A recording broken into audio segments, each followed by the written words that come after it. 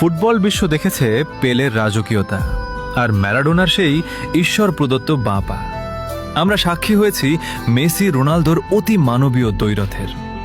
আজকের যুগে হ্যাল্যান্ড এমবাপ্পেরা হয়তো গোল মেশিন হয়ে দাপিয়ে বেড়াচ্ছে মাঠ, কিন্তু এই যান্ত্রিক ফুটবলের ভিড়ে তখন একজনই ছিল যে মাঠটাকে ক্যানভাস বানিয়ে ফুটবল দিয়ে ছবি আঁকত।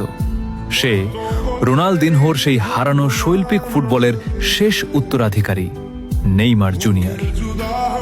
লোকে তাকে ট্রফি দিয়ে বিচার করে, গোল দিয়ে তুলনা করে, কিন্তু তারা বোঝে না নেইমার কোনো পরিসংখ্যানের নাম নয়।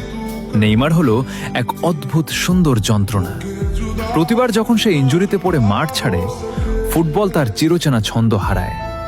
হয়তো মেসি রোনালদোর মতো তার হাতে ভুরি ভুরি ব্যালন ডিওর নেই, কিংবা এমবাপ্পের মতো গতি নেই, কিন্তু তার পায়ে যে জাদু আছে তা দেখার জন্য আজও ফুটবল প্রেমীরা রাত জাগে। ইতিহাস হয়তো গোলদাতাদের মনে রাখবে, কিন্তু ফুটবল রোমান্টিকরা মনে রাখবে সেই জাদুকরকে, যে জেতার জন্য নয়, আমাদের ভালোবাসার জন্য খেলেছিল। নেইমার, তুমি একটাই।